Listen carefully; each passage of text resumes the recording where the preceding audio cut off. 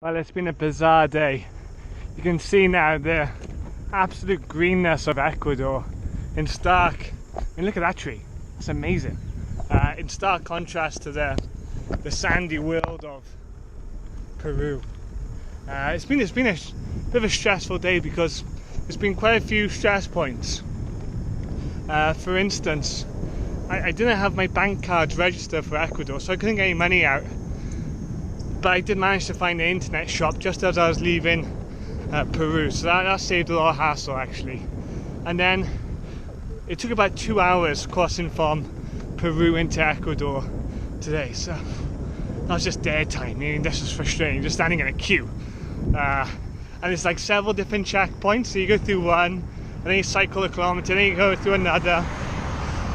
And then I had to spend all my Peruvian money, and then I still didn't have any dollars. I used US dollars in Ecuador, but finally I found a cash machine.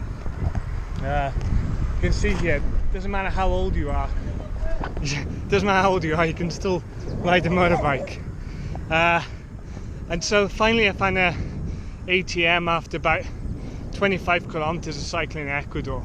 And now the final challenge is, where am I going to sleep for the night? Because this isn't very touristy, the southern part of Ecuador.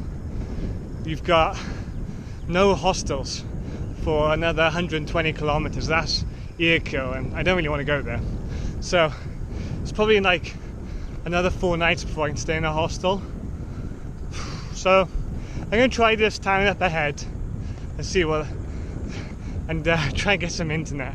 I've barely been on the internet for 5 days now. The internet's been terrible everywhere. So that's the state of play, but all's good.